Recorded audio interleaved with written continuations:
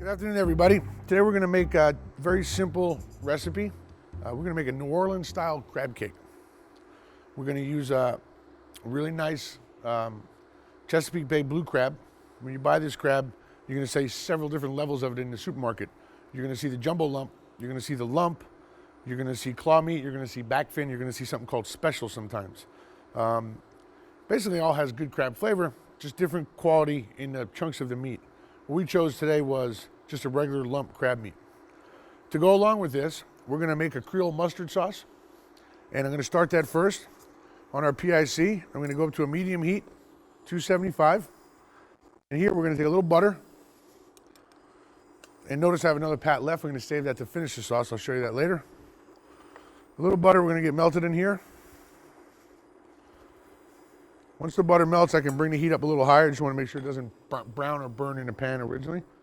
So we go to medium high, and we're going to add our mustard. We have some grain mustard here, Creole mustard. You see it's a whole seed mustard in here. I'm actually just going to let this cook in here with the butter. This is about 2.5 tablespoons.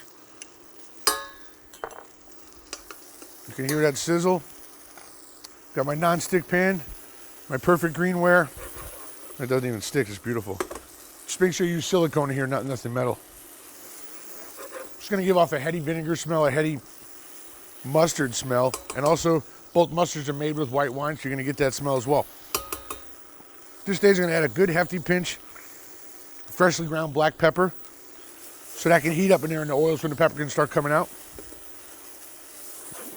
And then, because we don't have to cook mustard too far, it's a condiment. I just want to heat it up and get the flavor coming. I'm going to add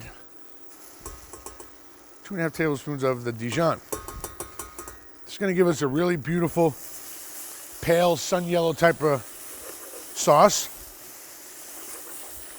And the last two ingredients that are going to go in here, once this mustard heats up, it's going to be a little bit more white wine to refresh what we just heated up in the mustard. We're going to finish ours with some beef stock. But also recommend you can use vegetable stock, you can use chicken stock, you can use plain water if you had to. I like the robust flavor of the beef stock, that's how I'm going to use it. If you're making this for vegetarians, people that don't eat meat, go to vegetable stock, because crab, obviously. Hit it with our wine. Got a nice little sizzle. The mustard's going to do two things in this sauce. Obviously, it's the base of the flavor. It's a mustard sauce. But believe it or not, the mustard, just because of its chemical properties, it's actually going to thicken the sauce when we finish it with some cream. So the wine's in, the mustard's in, beautiful aroma coming out. Here goes my stock.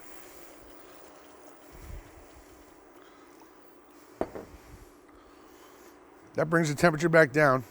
But you're going to see when this comes back to temperature, the mustard's going to start thickening the stock. We're going to finish the sauce with some heavy cream, and then we're going to go ahead and make the crab cakes, show you how to form them, and brown them off on our PIC. As soon as we come back. Okay, everybody, we're back. I'm going to finish our beautiful mustard sauce.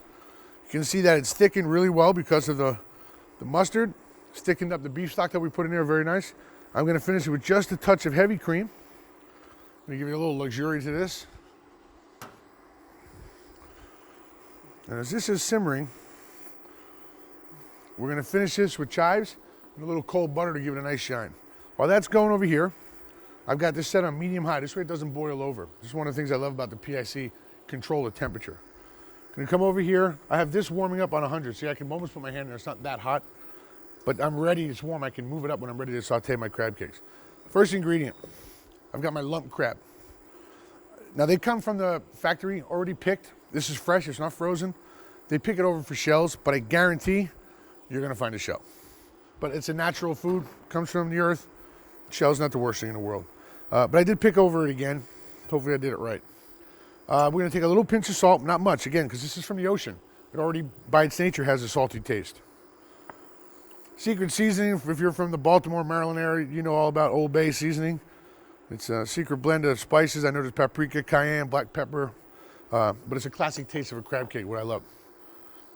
Next, I have a couple aromatics. I've got celery, going to give it a nice crunch, and also some moisture. Celery has a high water content.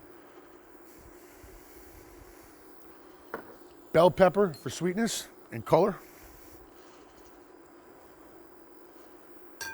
Incidentally, these are chopped really small dice. I've got chive for that onion flavor, that bright green onion flavor that I love so much. And then we have two last final ingredients.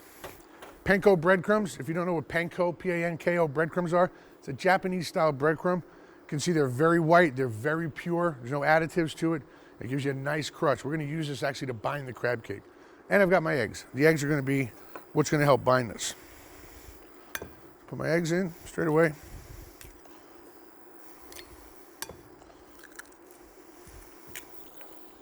That's beautiful. My spoon. A lot of things you can put in crab cakes. I know there's millions of recipes out there. I like to have my crab cake taste like crab. So all the ingredients that are in here are accent ingredients. The celery, the bell pepper, even the Old Bay. These are accent. You still want to taste the crab. The egg is just to bind it. The protein's going to help hold together. Mix with the breadcrumbs, which go in next. And the breadcrumbs, I don't want to stretch this out too far. I want my friends, my family to taste crab. So I'm only going to put in about 1 part to 2 parts crab. So I've got 2 cups of crab in here. I've only got a cup of breadcrumbs. Some recipes call it having equal amounts, but I think it tastes too bready. Now it starts coming together, and this is the part where you can get your rubber spatula in here or your hand. You can see it just holds together, and this is what I'm looking for. Remember, my crab is cooked, all right? It comes already in the cap, fully steamed, okay? So let me take a second here and finish the sauce so we can turn it off. You get a nice thickness, a nice reduction on the sauce, you can see, and you're gonna see this on the plate. I'm gonna turn it off. Then I'm gonna leave it on low, which is only 100 degrees. And that's just gonna keep it nice and warm. This way it doesn't separate. Finish it with my chives. Again, bright green, oniony flavor, and a little piece of cold butter. I add the cold butter to the sauce when the sauce is not boiling. If I were to add it in there when the sauce is boiling, there's good potential that the sauce could actually break or separate. The butter's just gonna give it a nice mouthfeel and a nice, really nice shine on the plate. When you put the cold butter in any sauce, you have to keep stirring until the butter's all gone. Otherwise the oil will separate out, float on the top of your sauce. It looks terrible.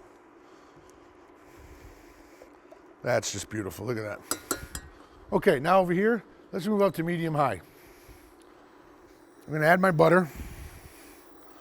You can cook this, again, this is our Perfect Green nonstick pan.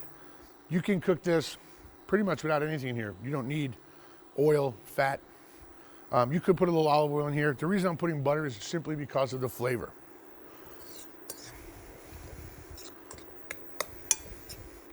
So what I'm gonna do is I'm gonna plate a couple of these up. I just do it right in my hand. If you have an ice cream scoopers work great for this. It's also something fun to get your kids involved. I'm gonna make 4 nice little patties. I'm gonna set them on my plate. I'll show you a real trick quick. A quick trick I'll show you real quickly. So this is the crab cake how I like them, all right? They're not bound together, they're not gluey. It's basically mixed crab, lightly bound together. But if you'd like a little extra crunch on them, on the outside, I'll show you a quick trick we can do. And basically, we're going to have the return of our panko breadcrumb. And quite simply, what I'm going to do is just take my crab cake and re-dip it in the breadcrumb. It just gives a little extra crust on the outside. So I'll put the plate here and you can see the difference. So here's my panko crusted. Let's do 2 of those. And then we'll do 2 just in the raw state the way I like them.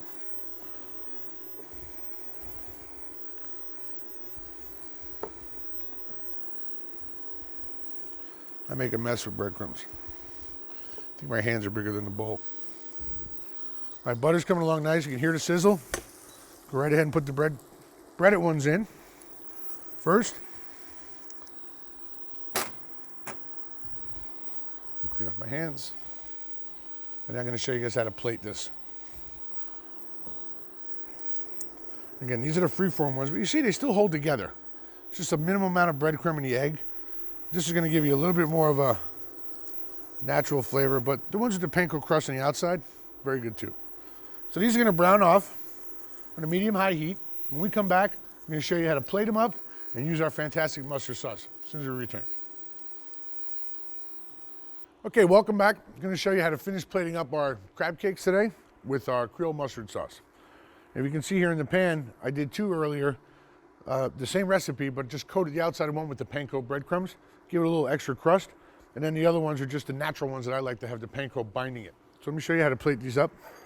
Got my silicone spatula for my nonstick pan. These are the panko ones, and you can probably see you get a nice brown, almost that chicken fried crust on there. I like that. So we'll do 1 and 1 on each of these on the outside. I'll show you 2 different sauce techniques on the same plate. So the first sauce technique, and I'm going to use my metal spoon, but I'm going to be very careful not to scratch the bottom, is the sauce over. We'll take our sauce, and we're just going to go right over the top and let it run off.